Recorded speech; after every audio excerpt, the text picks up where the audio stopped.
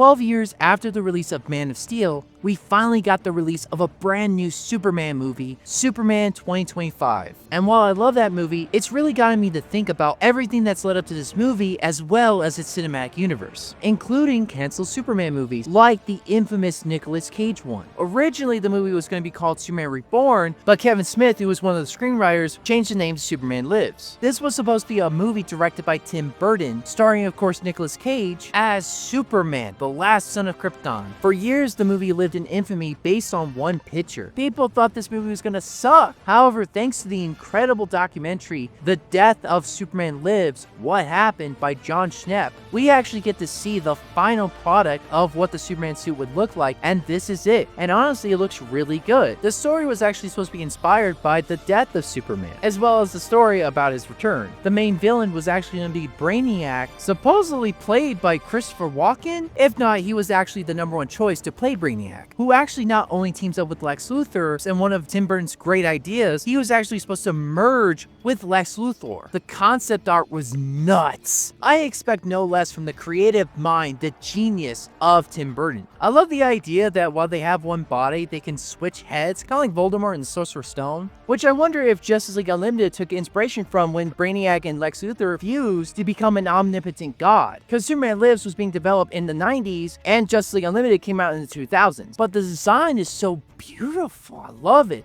There's this one where like Brainiac's head in like a spider body, which spiders play a big part in this movie for some reason. One of the producers was so obsessed with spiders, so much so that he wanted Superman to fight a giant spider, which Kevin Smith calls it a Thanagarian snare beast, which if you know your DC lore, it's a reference to Hawkman and Hawkgirl, both from Thanagar. But when the movie never happened, the producer actually incorporated a giant spider when he produced the movie Wild Wild West starring Will Smith. Anyway, so the combined villain actually creates Doomsday. Then after the big bloody battle between Doomsday and Superman dies, quote unquote. However, Superman later returns, but the detail of his resurrection is different depending on which script you read. In one version, his robot companion Kay, who was sent to Earth with Superman in the same space pod for Superman's protection. Kay actually opens up the casket in the Superman Memorial and turns the casket into a healing bath, bringing Superman to life, but Superman is now powerless. So Kay turns into a new suit for Superman to use, so that way now he can use his powers, while at the same time also being healed to become fully restored. Doomsday was interesting because some of the ideas and concept art for Doomsday in the movie was going to move away from the bony monster that you saw in the comics. One concept had him with 4 arms. Another one, he had a bunch of faces all over his body that would sometimes turn into the people that Superman would know. One being Lois Lane and another time would be Perry White. Kevin Smith actually had an idea of incorporating Batman into the movie for a cameo appearance where he offers words of encouragement to the mourning people of Metropolis after the death of Superman.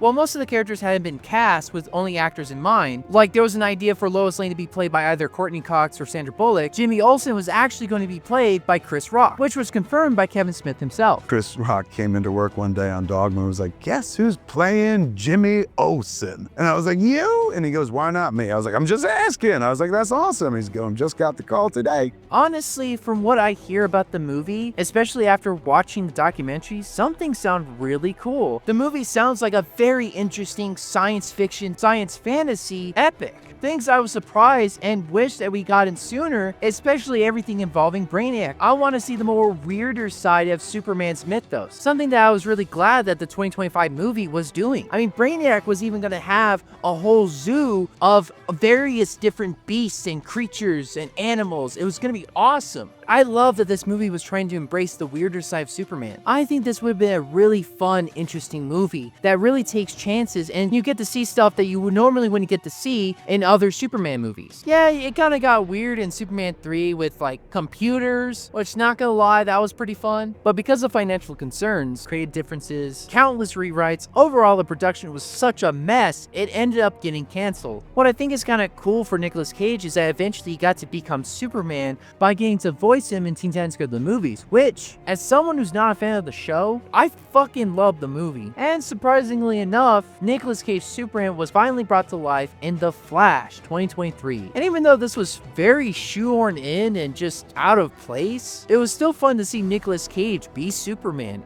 and still fight spiders for some reason.